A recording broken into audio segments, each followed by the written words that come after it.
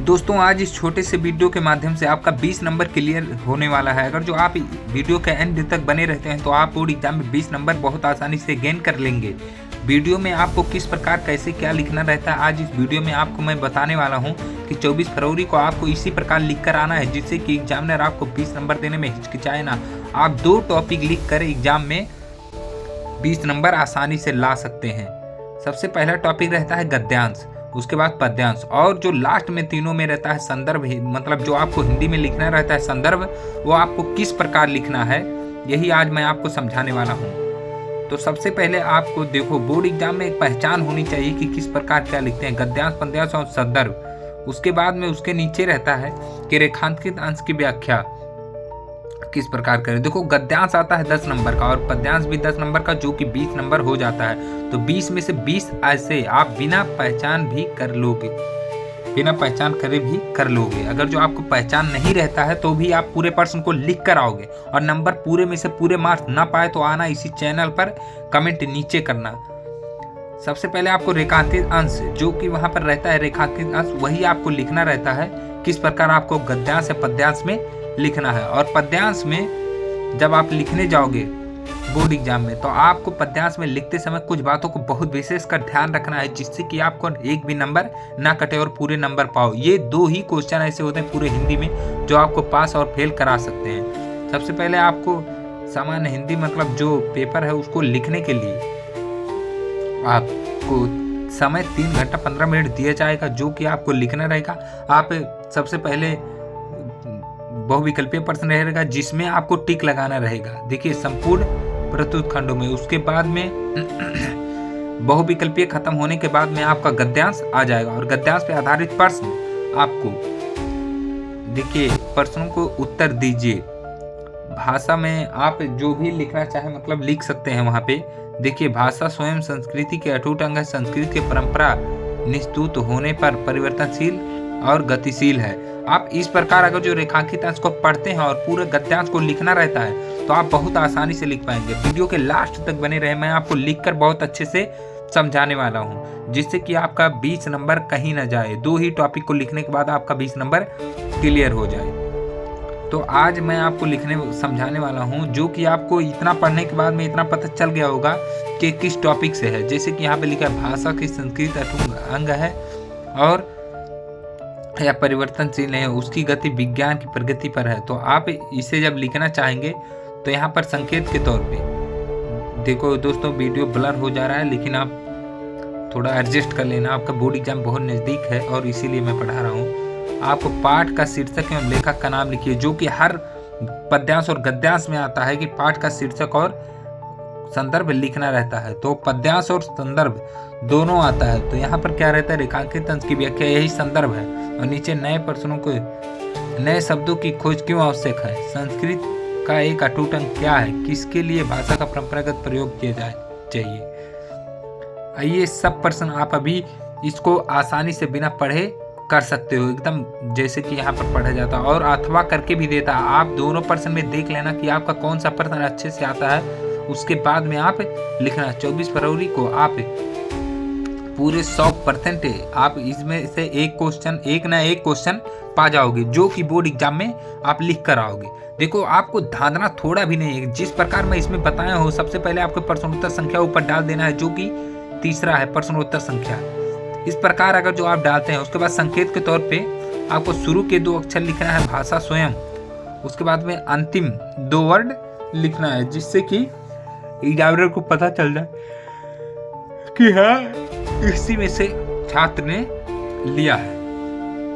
और आप जब लिखने बैठोगे यहाँ पर कॉपी में तो आपको पाठ का शीर्षक एवं लेखक का नाम लिखना है। तो इतना पढ़ने के बाद तो आपको पता चल गया होगा कि यह किस पाठ से अवतरित और किससे नहीं है। सबसे पहले आपको ऐसे संदर्भ में लिखना होगा कि प्रस्तुत गद्यांश प्रो जी सुंदर रेड्डी द्वारा लिखित भाषा और आधुनिकता नामक निबंध से उत्कृत है। इस प्रकार जो अगर जो आप लिखते हैं और काला और नीला पेन से लिखेंगे तो आपको पूरे में से पूरे नंबर मिलेंगे। अथवा आप इस दूसरे तरीके से भी लिख सकते हैं, जैसे आपको सबसे पहले उत्तर लिखना होगा, उसके बाद में शीर्षक और शीर्षक के बाद में लेखक का नाम लिखना है। तो शीर्षक मतलब पाठ का नाम हो जाता है और लेखक का नाम राइटर, जो कि यहाँ पर लिखा रहता है। तो शीर्षक है कि भाषा और आधुनिकता, भाषा और आधुनिकता। उसके बाद में लेखक का नाम है प्रो जी सुंदर रेड्डी। इतना आप लिखते हैं तो भी आप नंबर पा जाओगे 2 नंबर, और इतना इस प्रकार लिखते हैं तो भी, क्योंकि उसमें एग्जामिनर को सिर्फ राइटर और पाठ का नाम देखना रहता है, जो कि हर प्रश्न में आता है ये। और ये सब आप इस सब को पढ़ने के बाद भी आप ढूंढ सकते हो। दूसरा है रेखांकित अंश की व्याख्या, जो कि वहां से वहां तक लिखना रहता है। तो रेखांकित अंश की व्याख्या आपको सबसे पहले इसे काले पेन से लिखना है, उसके बाद में स्केल से अंडरलाइन कर देना है, जिससे कि देखने में खूबसूरत थोड़ा लगे और एग्जामिनर भी खूबसूरती देखता है। तो आपको इस प्रकार देखकर लिखना है कि किस प्रकार लिखें जिससे कि एग्जामिनर खुश होकर हमें पूरे मार्क्स दे दे। और आप जब भी देखो कॉपी में कुछ लोग क्या रहते हैं कि पूरा वैसे के वैसे उतार देते हैं, आपको सेम उस प्रकार नहीं उतारना है, आपको कुछ अपने मन से बना के लिखना है, जिससे कि एग्जामिनर जाने कि आप हाँ कॉपी में कुछ बना के अपने से लिखे हो। कुछ लोगों का क्या रहता है कि जैसे के तैसे उतार दें। जैसे यहाँ पर देखो, लेखक का कहना है कि ये आपको गद्यांश हो पद्यांश हो कुछ भी हो, आपको उसमें लिखना है, जिससे कि एग्जामिनर को लगे कि हाँ लड़का अच्छे से पढ़ा लिखा है और वह अपने मन से कुछ ना कुछ बना के लिखा है। भले ही आप वैसे छाप दो, लेकिन शुरू के 2 लाइन ये आपको 2-4 अक्षर जरूर से जरूर लिखना है, जिससे कि एग्जामिनर भी समझे कि आप कॉपी में बहुत मेहनत करके लिखे हैं। उसके बाद में आप आगे चाहे तो वही शब्द बना भर दीजिए या फिर दूसरा शब्द लिख दीजिए, लेकिन आपको लिखना तो। और कुछ लोग एकदम सेम उतार के चले जाते हैं, जिससे एग्जामिनर नाराज होकर नंबर काट देता है। लेकिन आप इस प्रकार अगर जो लिखते हैं तो आपको पूरे में से पूरे मार्क्स, ये भी 2 नंबर आपको मिल जाएगा।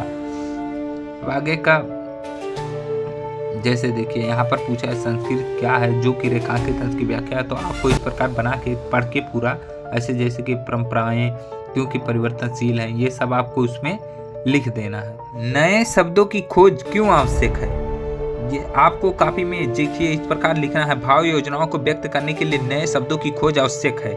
इस प्रकार अगर जो आप लिखते हैं तो आपको एग्जामिनर पूरे में से पूरे नंबर दे देगा, इसमें आपको वही छापना रहेगा। और दूसरा है कि संस्कृत का एक अटूट अंग क्या है, मतलब संस्कृत का एक अटूट अंग क्या है। तो आपको इधर लिखना है कॉपी में कि भाषा स्वयं संस्कृत का एक अटूट अंग है। और लास्ट क्वेश्चन है कि किसके लिए भाषा परंपरागत प्रयोग पर्याप्त नहीं है। तो ये क्वेश्चन आपको लास्ट में जो लिखा हुआ है देखिए इधर, कि उसके बाद में वैज्ञानिक अधिकारी के प्रभाव को कारण भाषा का प्रयोग नहीं है। तो आपको इसको उसी में से ढूंढ के लिखना है कि वैज्ञानिक अधिकारियों के प्रभाव के कारण नई संस्कृति हलचलों के शाब्दिक रूप देने के लिए भाषा के परंपरागत प्रयोग पर्याप्त नहीं है। आप इस प्रकार अगर जो बना के लिखते हैं या उसमें से देख के ही सुंदर से लिखते हैं तो एग्जामिनर आपको पूरे में से पूरे मार्क्स दे देगा। इसके बाद में चौथा गद्यांश पद्यांश पर आधारित सभी प्रश्नों के उत्तर दीजिए। इसमें भी आपको 2 प्रश्न मिलेंगे, जिसमें से आपको एक करना होगा और एक नहीं करना होगा। अब जो आपको अच्छे से आता है, जैसे कि आप अगर जो बोर्ड एग्जाम में 100% जो क्वेश्चन आपको आता है वो पहला रहे या दूसरा रहे, वही आपको करना है पद्यांश पर, जो कि पद्यांश पर आधारित रहता है। सभी क्वेश्चन में से कोई भी आपको जो भी 100% आए उसी प्रश्न को करना है, हमें अन्यथा दूसरे प्रश्न को नहीं देखना है। सबसे पहले आपको कोई प्यारा कुसुम कुमला गेहूं में पड़ा, जो प्यारे चरण ला डाल दे उसी को, या देना पवन बत्रबुद्ध मलान हो तो कमल पग को चूमती रहती है। इससे आपको पता चलता है कि ये किससे है, पवन दूधिका से है, जिसके रचयिता अयोध्या सिंह उपाध्याय हैं। अगर जो फिर भी आपको समझ में नहीं आता तो आप क्वेश्चन को पढ़िए कि प्रस्तुत गद्यांश में राधा रानी की तुलना किससे की गई है। अब तो आपको समझ में गया होगा कि आप अगर जो कॉपी को पढ़ते हैं तो आपको अच्छे से समझ में आ गया होगा। और आप दोनों को देखो, रेखांकित अंश को भी पढ़ के उसके बाद प्रश्न को पढ़ के, तभी आप समझेंगे कि किस पार्ट से उतरा है या किस पार्ट से नहीं है।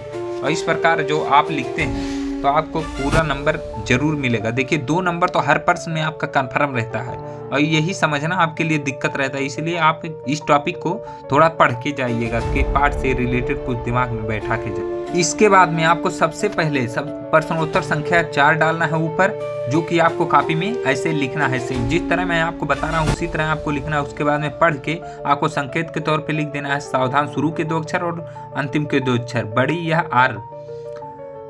उसके बाद में दूसरा क्वेश्चन आता है कि संदर्भ लिखिए, जो कि यहाँ पे ऐसे लिखा रहता है बनावटी में इसको आपको समझना पड़ता है दिमाग से कि समझ के तब लिखें। तो संदर्भ में आप लिखेंगे प्रस्तुत पद्यांश के पाठ का शीर्षक अभिनव मनुष्य है और इसके रचयिता कवि का नाम अयोध्या सिंह उपाध्याय है। आप अगर जो इस प्रकार लिखते हैं या जैसे उसमें बताया था उसी प्रकार आपको अगर जो लिखना है तो आप पूरे नंबर आसानी से पा सकते हैं। देखिए हिंदी में आप बना के भी नंबर पा सकते हैं और किसी सब्जेक्ट में पा नहीं सकते, इसीलिए हिंदी में पूरी कोशिश रहे कि 90+ नंबर जरूर रहें।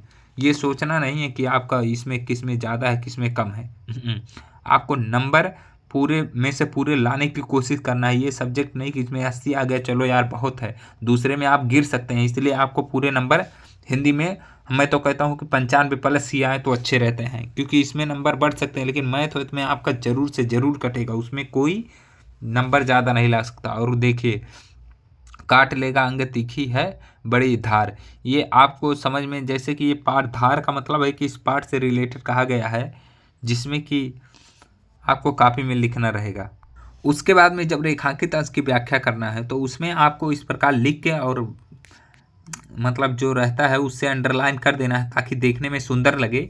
और जब आप लिख लेंगे तो अब आप कहेंगे, कवि दिनकर जी कहते हैं कि इस विज्ञान रूपी तलवार की धार बहुत पैनी यानी तेज है। अज्ञानी होने के कारण तू विज्ञान को इस तलवार को हाथ में लेकर खेलने में सक्षम नहीं है।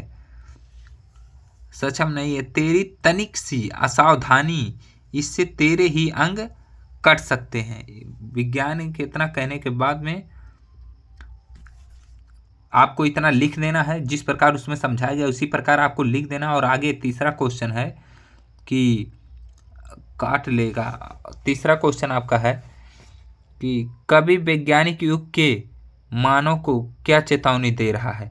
तो इससे आपको यहाँ पे देखिए सावधानी सावधानी और यही तलवार, तो यही आपको जो उसमें लिखा गया देखिए, आप अगर जो पूरे पद्यांश में खोजते हैं तो आपको पूरा मिल जाएगा। जैसे कि यहाँ पे लिखा है मनुष्य, कवि मनुष्य को सावधानी करते हुए कहता है कि हे मानव तू जिस विज्ञान रूपी तीर सावधानी से तलवार से खेल रहा है यह किसी भी समय तुम्हारे लिए हानि विनाशकारी सिद्ध हो सकती है। मतलब आज के समय में देखिए किस प्रकार परमाणु बम बन रहे हैं जो कि हमारे पूरे मानव जाति के विनाश का कारण है। तो वही विज्ञान मतलब समझा रहा है कि आप इस प्रकार अगर जो लिखते हैं और यही आपको लिख देना है। और चौथा हमारा है जो कि हर पाठ में रहता है, चौथा आपको